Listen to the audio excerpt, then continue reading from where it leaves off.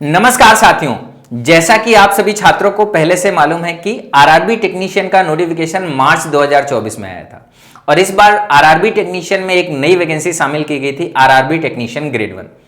और ये वैकेंसी पहली बार रेलवे के एग्जाम में आई है और इसमें जो भी सब्जेक्ट्स या सिलेबस भी हैं वो भी इस बार पहली बार सिलेबस शामिल किए हुए हैं। तो जनरली क्या होता है कि जब भी बच्चे तैयारी करते हैं तो वो किसी न किसी बुक को प्रेफर करते हैं कि उनके पास कोई ना कोई बुक होनी चाहिए, जिस बुक को एज ए रेफरेंस वो यूज करते हैं अपनी पढ़ाई के लिए और अपनी पढ़ाई को सिलेबस के हिसाब से या बुक के हिसाब से पढ़ाई करते हैं, तैयारी करते हैं और एग्जाम देते हैं। इस बार ऐसा हुआ है कि जो आरआरबी टेक्नीशियन ग्रेड 1 का एग्जाम है, इसमें जो भी सब्जेक्ट्स हैं या जो भी सिलेबस है वो एकदम नए हैं, नए पैटर्न का सिलेबस है, नए तरीके से सिलेबस बनाया गया है। तो जो भी बच्चे इस एग्जाम को देने की कोशिश कर रहे थे वो सारे के सारे बच्चे किसी न किसी ऐसी किताब के बारे में ढूंढने की कोशिश कर रहे थे जिससे उनका पढ़ाई आसान हो सके, जिसको बेस बनाकर वो अपनी पढ़ाई को आगे ले जाएं। और यहीं पर आता है मार्केट में जो भी हमारे पब्लिकेशन हाउस होते हैं, जो भी हमारे किताबें छापते हैं, उनको एक अपॉर्चुनिटी दिखी कि इस बार आरआरबी टेक्नीशियन ग्रेड 1 का नया एग्जाम आया हुआ है और बहुत सारे बच्चे ऐसे मार्केट में अवेलेबल हैं जो किताबों के लिए सर्च कर रहे हैं। तो उन्होंने क्या किया कि इधर उधर जहां जहां से मिल सकता है सारा का सारा कंटेंट उठा के उसको बुक में डाल दिया। ना उन्होंने सिलेबस वेरीफाई किया कि क्या सिलेबस में दिया हुआ है, क्या सिलेबस के अंदर का कंटेंट होना चाहिए। उन्होंने आधा चीज यहां से उठाया, आधा चीज वहां से उठाया, आधा चीज यहां से उठाया और पूरा का पूरा किताब में भर दिया। और बच्चे क्या कर रहे हैं, उन्हीं सारे टॉपिक्स या उन्हीं सारे कंटेंट से पढ़ाई करने की कोशिश कर रहे हैं और ये सोच रहे हैं कि यही हमारा सिलेबस है, यही हमारे एग्जाम में पूछा जाएगा। सुबह से लेकर शाम तक मेरे पास में कई सारे डाउट्स आते हैं, कई सारे बुक के स्क्रीनशॉट आते हैं कि सर इस क्वेश्चन का आंसर बता दीजिए। तो मैं उनको बोलता हूं कि ये जो क्वेश्चन है ये आपके सिलेबस में ही नहीं है, आउट ऑफ सिलेबस पढ़ रहे हो आप। तो बच्चे कहते हैं सर अपने को कैसे मालूम चले कौन सी बुक पढ़नी चाहिए, कौन सी बुक नहीं पढ़नी चाहिए। तो अगर मैं बताऊं तो बहुत सारे बच्चों ने मेरे से पूछा था कि सर कौन सी बुक खरीदें। मैंने बच्चों को एक ही बात बताई थी कि ये पहली बार एग्जाम है, अभी कोई भी ऐसा पर्सन आपको बुक सजेस्ट नहीं कर सकता जो एग्जाम रेलेवेंट हो, जिसमें एग्जाम रेलेवेंट कंटेंट मिले, क्योंकि अभी किसी को मालूम ही नहीं है, अभी तो पहली बार एग्जाम भी नहीं हुआ है, अभी तो लोगों को यह भी नहीं मालूम है कि एग्जाम का पैटर्न क्या होगा।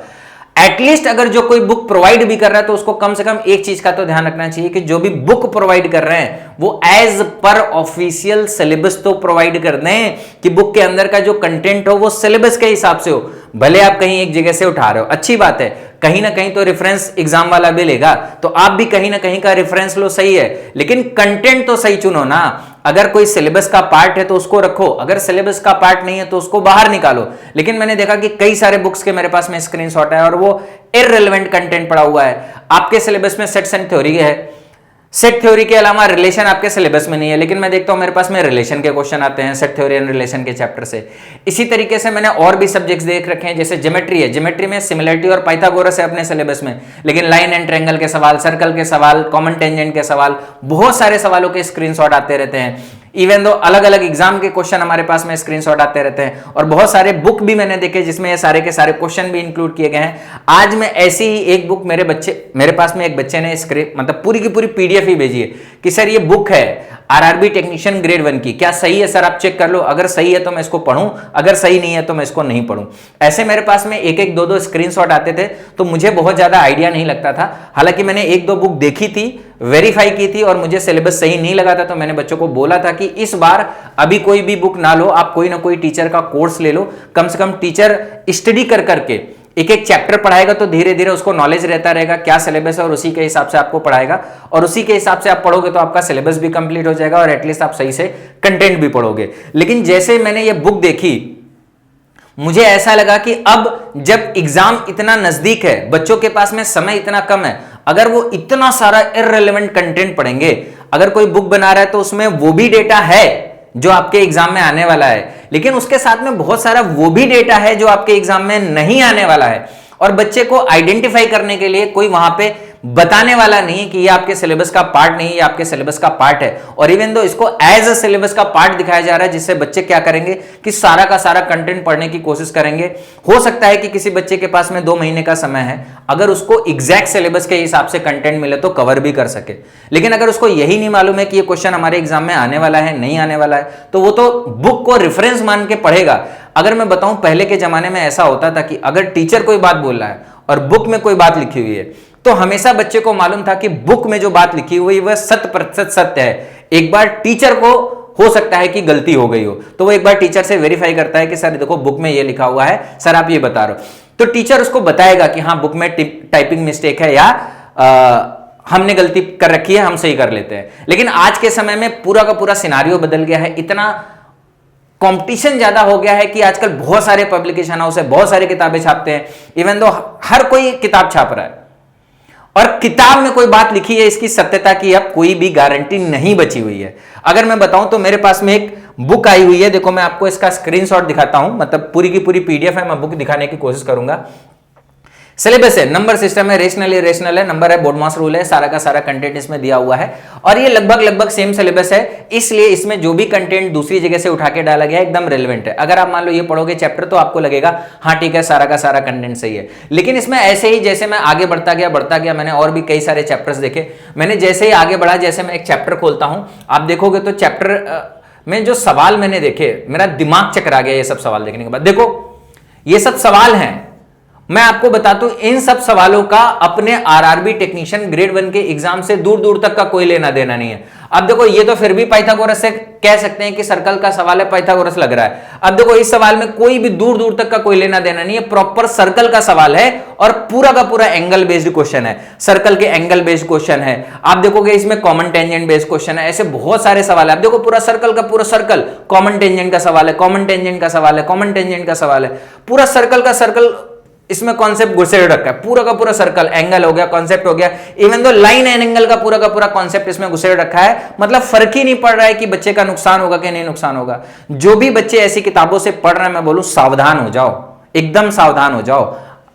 एग्जाम का समय एकदम नजदीक है, अगर आप ऐसी किताब से पढ़ रहे हो तो सावधान हो जाओ। ऐसे कंटेंट को आप, मुझे मालूम है कि इसमें बहुत सारा काम कंटेंट है, अगर आप छांट सकते हो तो आप डेफिनेटली पढ़ो, लेकिन अगर आपको नहीं मालूम चल रहा है कि इस किताब में क्या सही है क्या गलत है, तो आप इस किताब को दूर दूर से ना पढ़ो, इसको छोड़ दो, इसको फेंक दो, इसको नहीं पढ़ो। ऐसे मैंने और भी कई सारे पेज नंबर है मैंने लिख रखे हैं, मैं बताता हूं 1 बाय 1 करके सारे पेजेस में जहां जहां में इसमें गलतियां हैं। इसी तरीके से मैं दिखाता हूं आपको।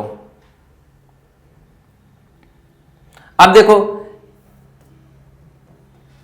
ये हमारा एक चैप्टर है, अगर आप ध्यान से देखोगे तो ये एक चैप्टर है, इन लोगों ने इस बुक के अंदर डाल रखा है, ये अलजेब्रा का चैप्टर चल रहा है। हाँ यहां पे ये देखो, देखो क्या डाल रखा है इन लोगों ने, मैं दिखाता हूं आपको। ये देखो ये इन्होंने अलजेब्रा डाल रखा है। अलजेब्रा में क्या लिख रखा हुआ है, आपके सिलेबस में लिखा हुआ है क्वाड्रेटिक इक्वेशन और अर्थमेटिक प्रोग्रेशन। आप मेरे को एक सेंस बताओ कौन से कॉन्सेप्ट के हिसाब से, कौन से लॉजिक के हिसाब से अर्थमेटिक प्रोग्रेशन आपके अलजेब्रा में आ जाएगा, क्वाड्रेटिक इक्वेशन के साथ में क्या सीन बनता है। चलो ठीक है भाई, आपने नाम लिख दिया, क्या फर्क पड़ता है अपने को, आपने अलजेब्रा और क्वाड्रेटिक इक्वेशन को एक साथ कर दिया और क्वाड्रेटिक इक्वेशन में आपने अर्थमेटिक प्रोग्रेशन डाल दिया, कोई बात नहीं। अरे कम से कम अरिथमेटिक प्रोग्रेशन का कंटेंट डाल दो और क्वाड्रेटिक इक्वेशन का कंटेंट डाल दो। भाई आपने चैप्टर साथ में लिख दिया, ठीक है, चलो दोनों का कंटेंट डाल दो। मैंने जब इस बुक को देखना स्टार्ट किया तो इसमें बहुत सारा इंफॉर्मेशन क्वाड्रेटिक का है, ठीक है भाई, काम का है। बहुत सारा इंफॉर्मेशन ऐसे है जनरल, अगर आपने इंफॉर्मेशन दे दिया भाई आइडेंटिटीज है, सर्वसमिका है, हालांकि हमारे सिलेबस में अलजेब्रा नहीं है, लेकिन अगर आपने यहाँ पे लिख दिया होता तो काम चल जाता, कोई प्रॉब्लम नहीं है। लेकिन अंदर अगर जब आप जाओगे तो आप देखोगे इसमें पूरा का पूरा कंटेंट, पूरा का पूरा कंटेंट, देखो पूरा का पूरा कंटेंट, क्वाड्रेटिक तो छोड़ो, मतलब पूरा का पूरा अलजेब्रा पॉलिनोमियल घुसेड़ दिया इसमें, मतलब क्या ही बोले, मतलब कोई लॉजिक ही नहीं है पूरा का पूरा। इसमें अर्थमेटिक प्रोग्रेशन के नाम पे कोई कंटेंट ही नहीं है, और जो चल रहा है वो पॉलिनोमियल चल रहा है, फैक्टराइजेशन चल रहा है जो आपके सिलेबस में नहीं है, रिमाइंडर थ्योरम चल रहा है, आपके सिलेबस का पार्ट ही नहीं है। कुछ पार्ट ऐसा है जो क्वाड्रेटिक का, कुछ पार्ट ऐसा है जो क्वाड्रेटिक का ही नहीं। बताओ कहां से क्वाड्रेटिक का है भाई, कह रहा है इसमें एलसीएम एचसीएफ निकालो। देखो अभी मैं दिखाता हूं, इसमें एलसीएम एचसीएफ निकलवाएंगे आपसे। एलसीएम एचसीएफ वैसे ही सिलेबस में नहीं है, उसके बाद में इसका भी एलसीएम एचसीएफ निकलवाएंगे आपसे। अभी देखो अभी एलसीएम एचसीएफ निकाल रहे हैं, मतलब ऐसा अगर आप सिलेबस पढ़ोगे, देखो find the HCF of this, find the LCM of this, मतलब एक तो अलजेब्रा है, ऊपर से एलसीएम एचसीएफ घुसा हुआ है। अब बच्चा अगर ये कंटेंट पढ़ेगा जो कि सिलेबस में नहीं है तो उसका समय नुकसान नहीं होगा, बहुत सारा समय नुकसान होगा। और ऐसा एक चैप्टर नहीं है, हर चैप्टर में कुछ इस तरीके से दिया हुआ, उन्होंने पूरा का पूरा चैप्टर ही भर रखा है, मतलब इररिलेवेंट इंफॉर्मेशन है। ऐसे पूरा का पूरा, मतलब क्वाड्रेटिक इक्वेशन और अरिथमेटिक प्रोग्रेशन लिखा हुआ है, लेकिन पूरा कंटेंट अलजेब्रा का भर दिया हुआ है। टॉपिक लिखा हुआ है सिमिलरिटी पाइथागोरस, पूरा का पूरा ज्योमेट्री भर दिया है। स्टैटिक्स में जो मेन आपका एग्जाम में आने वाला है वो measures of dispersion, range, mean deviation, standard deviation, variance, ये आने वाला है। पूरा का पूरा किताब में मीन मीडियन मोड से भरा हुआ है। मतलब अगर मैं देखूं तो सारा का सारा कंटेंट इसमें आधा से ज्यादा आपका इररिलेवेंट कंटेंट है। बच्चों को मालूम ही नहीं चलेगा कि क्या पढ़ना चाहिए क्या नहीं पढ़ना चाहिए। मैं बता दूं बच्चे, आप लोग सावधान हो जाओ। अगर आप बुक ले भी रहे हो तो कम से कम इतना मालूम रखो कि क्या आपको पढ़ना है क्या आपको नहीं पढ़ना है। आपके सिलेबस में, सिलेबस को देखो, सिलेबस में टॉपिक्स को देखो, जो आपके टॉपिक्स उस सिलेबस के अंदर है वही पार्ट यहां से कवर करो। अगर कोई टॉपिक ऐसा है जो इस किताब में दिया हुआ है लेकिन आपके सिलेबस में नहीं है तो उसको आप स्किप कर दो, या टीचर से वेरीफाई कर लो कि क्या सर ये हमारे एग्जाम के लिए रेलेवेंट है भी कि नहीं है। बहुत सारे बच्चे ऐसी गलती कर सकते हैं, इन पीडीएफ से, इन बुक से धोखा खा सकते हैं। बहुत सारे बच्चे जो टच में रहते हैं उनको तो मैं ऑलरेडी बताता रहता हूं, लेकिन जो बच्चे टच में नहीं रहते मैं उम्मीद करता हूं कि उनके पास में भी ये वीडियो पहुंचेगी। अगर नहीं पहुंचेगी तो आप सभी बच्चों से मैं एक बार रिक्वेस्ट करूंगा, ये बाकी बच्चे जो आप ग्रेड 1 की तैयारी करते हैं उनके साथ में एक बार जरूर साझा करिएगा। देखो एक बात तो ये हो गई कि मैं आपसे कह रहा हूं कि आप ये ना पढ़ो ये ना पढ़ो, तो फिर एक बार ऐसा होता है कि बच्चे बहुत समय से मेरे से कह रहे हैं कि सर क्या पढ़ें, कुछ सोल्यूशन तो बताओ। तो मैं आपके लिए एक ऐसा सोल्यूशन भी साथ में लेकर आया हूं, और उसके लिए मैं आपसे कोई चार्ज नहीं करने वाला हूं। पहले बता दूं, नहीं आप ये सोचो कि मैं ये बुक में बताने जा रहा हूं दूसरे के कंटेंट की बुराई कर रहा हूं और साथ में फिर अपना कंटेंट प्रमोट कर रहा हूं। मेरा मकसद वो नहीं है। मकसद बड़ा सिंपल सा है। अगर मैं कह रहा हूं कि अगर आपको ये नहीं पढ़ना है तो मेरा एक धर्म भी बनता है कि क्या पढ़ना है ये मैं आपको बता दूं।